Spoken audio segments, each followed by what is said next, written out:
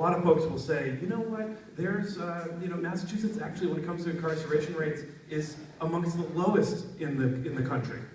48th to 49th, I think, in incarcerations rate per capita. And yet, when you look at that number, what's important to say is, yeah, that might be true, but we are still 4 times as many people in jail in Massachusetts than we had 40 years ago. 4 times higher in 40 years. So, sure, it's great. We're doing well compared to others, but we're not doing well compared to ourselves. And so that's an important point. The other is Ben Foreman here? He's coming later today, I think, right? Yes. Mass Inc. did a profound study saying, okay, let's dissect what's happening in Massachusetts. And when you look at where incarceration is happening, it is disproportionately impacting communities of color and communities experiencing poverty. So that's another reason Massachusetts needed to and needs to continue to dive in and say, what are we doing wrong? All right? And so the other bit that I've found, not only in experiences in Berkshire County, but really statewide, people were saying, we acknowledge there's a problem here when 3/4 of the folks in jail in Massachusetts have already been there. So we're not even getting if you go to a house of correction, there's a need to make sure that you're actually correcting folks. And locally, we have great programs taking place. We even have a representative in the back, Reverend McGraw, who, are you speaking at all today? No, the sheriff is. He used to speak after lunch. Yeah. Because there are examples of how you very tangibly say, we want to make sure folks are ready to get back in the community. But statewide in Massachusetts, we're watching that there's that's an identified dynamic of something that we're not quite getting right here in the Commonwealth. The other is, when you talk with the sheriff here and sheriffs across the county, as you heard, I have 4 different sheriffs that I work with in my district. Or maybe we didn't hear that, but my district is the Berkshire, Hampshire, Franklin, Hamden district, so there's 4 different sheriffs. And all of them will say, one of our biggest problems is that the majority of folks that come in through our doors have behavioral and mental health problems. And so that's another thing that we need to look at and say, are we getting that right or not? What's leading some of the folks to come in and keep coming back? And so that was an area of agreement. And then I would add an element where, in my experience with Pittsfield Community Connection is there comes an overlapping interest where folks are saying, say a shooting happens and the police start to talk with witnesses and they won't come forward and say anything that they know or has witnessed. And so to me, that pointed to a bit of a distrust that needs to be addressed in everybody's interest, so that folks aren't watching the shooter walking by their neighborhood after a shooting happens, and police officers are actually able to do their job and close cases. So that's another piece, that the rate at which cases are closed is pretty low in many parts of the state. Again, it's one where Berkshire County, we do all right. But in other parts of even Western Mass, the rates of closing cases is incredibly low. And so that, you can start to see now, became the basis of folks getting together 2 years ago in Massachusetts and saying, we want to take on criminal justice reform, and I give the Senate President a lot of credit for pushing that agenda. And if we're going to do it, how are we going to do it? And what's wrong in Massachusetts in particular? What's different? And so there was a study that was commissioned through the Council of State Governments by the governor, by the Speaker of the House, by the Senate President, and others in the judiciary, and to say, roll up your sleeves and tell us what the data is telling us. One of the things that it pointed to was this issue of recidivism. And so there was a consensus that said in Massachusetts, that's an area where we need to focus. And so you'll see that the recommendations of that report that came out in February really focus on that, among other things. I would add that it's probably not a surprise that the areas of consensus are on recidivism, because it's, quite honestly, it's an easy area for a lot of folks to agree. So that is, by the way, the basis of the initial legislation. So that was put forward by the governor shortly thereafter. The Senate said, that's interesting, but we think it needs to go much, much further than just looking at the piece of recidivism. So we took on, and this is under the leadership of the Senate Judiciary Chair, Will Brownsberger.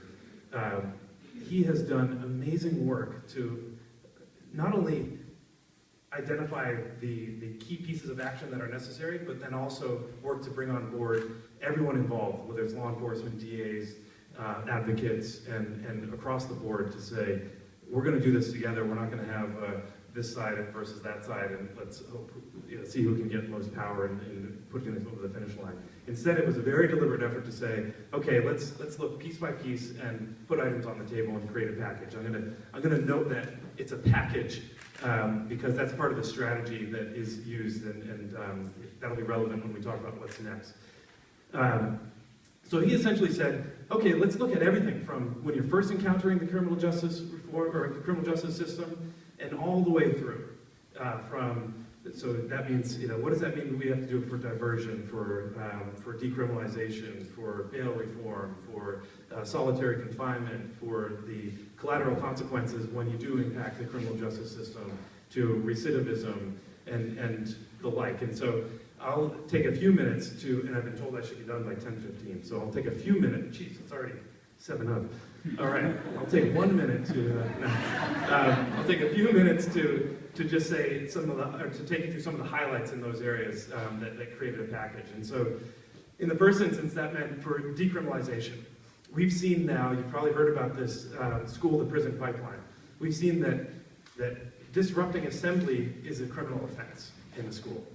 And so we've said that, no, actually, let's make sure that this is a behavioral management problem and not a crime. And so there's been a fair amount of attention focused on what are the elements that need to be decriminalized in the first instance. And so that's a big part of this package. And it's also saying other things outside of the school, like if you're in the presence of heroin, so there's these kind of Good Samaritan laws and making those more robust, and making sure that use of prescription drugs if you're on probation, these items that, and this will be a common theme, by the way, things that can keep hooking people into the system even when they're trying to stand up on their own feet. And so that was an element in the decriminalization space. Diversion, another big area where we've identified that, look, if there's a youth encountering the criminal justice system, there's probably a better way to handle it so that they're not burdened with a record starting very early in their lives. And so there's an effort to include restorative justice as an element in how we handle youth early on. There's an element to make more robust the ability of judges in particular to divert. And by that, I mean, if you're not familiar with it, it's essentially saying there are ways, rather than going through with a case, that you can say, what you really need, son or daughter, is more attention and more social services and more counseling, and we're going to give you that in the first instance. So let's grab you at your first encounter with the criminal justice system and get you actually what you need. And so that's the way it's worked until now is it's largely been a district attorney program, and this is empowering judges also to say that they can make a choice as well, despite what's being brought up in front of them, that in fact this individual needs to be getting counseling and the like. So that's another big piece on the diversion side. And then, of course, treatment when it comes to individuals experiencing addiction. And so making that a more robust aspect of what the judges are empowered to do. That's some of the diversion, and there's more. But bail reform is another one that is getting a lot of attention. Essentially, the principle here is there are a range of things that are, I guess, capturing folks who can't afford to pay for, essentially they're experiencing poverty, and then that's a reason they start spending more and more time in jail. So the principle here, and then in fact there's a Supreme Court, from Massachusetts Supreme Court ruling in August that said that you have to incorporate the consideration of the defendant's ability to pay before making before setting bail and other fines and whatnot that will impact their ability to actually, it will increase their likelihood that they're incarcerated. Essentially, the principle is simple. Bail was never intended as a punishment. It was intended to make sure that someone comes back for the court hearing. And yet there's been a challenge that judges kind of off the record and behind the scenes would say, well, I don't want to be the person that is in the headlines because someone goes out and commits a crime while they're out on bail. And so there is a distinction that's made. It's saying, okay, well that's great, but that's not the intention of bail. And so we've added this dangerousness hearing piece to it, which essentially says, okay, there might be instances where someone might go back out into and seek retribution or other things.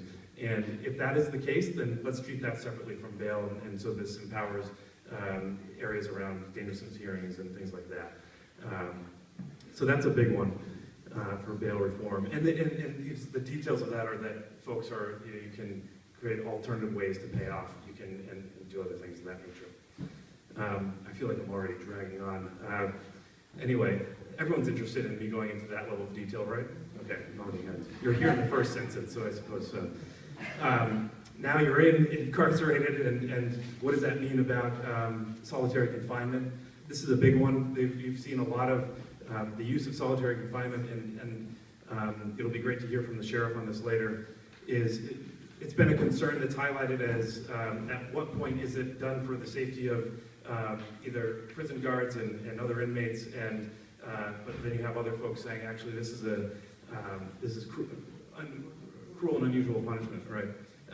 And it has an impact on the mental health of individuals experiencing it. And so the legislation says that you need to have very clear timelines at which you're reviewing each case and how long they're in there, and not allowing it to be a long-term sentence without review. So that's the essence of it. And I believe it landed at 6 months for that.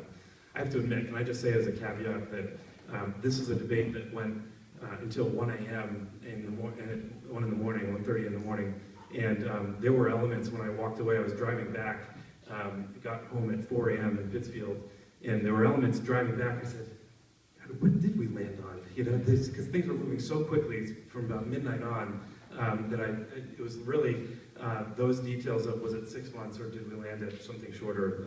I had to go back the next day. It's an unfortunate confession in a public space with me.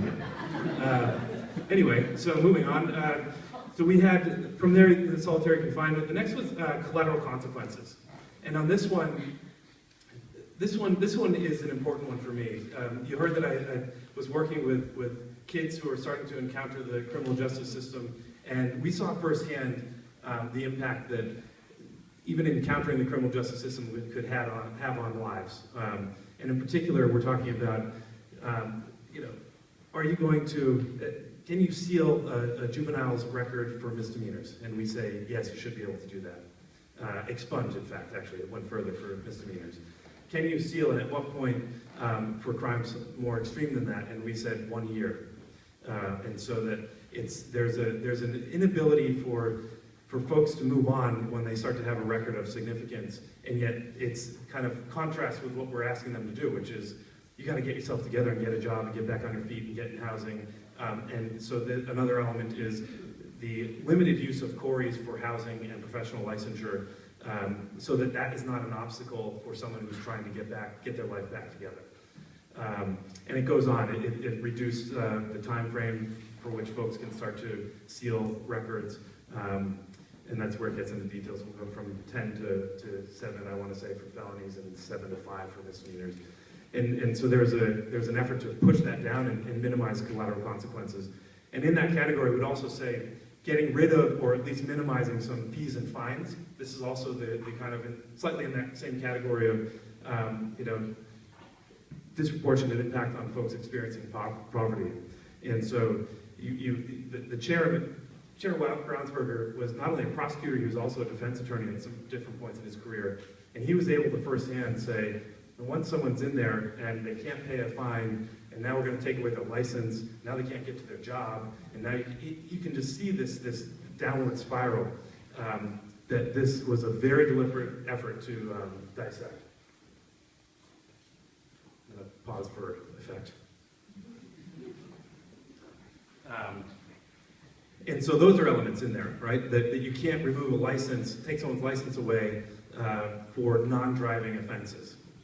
And so I hope you're getting the sense that it's very specific, very deliberate action aimed at changing how the criminal justice system can wrap people in. And so there's the kind of collateral consequence piece, and I'm Trying to remember if there's any other major highlights from that.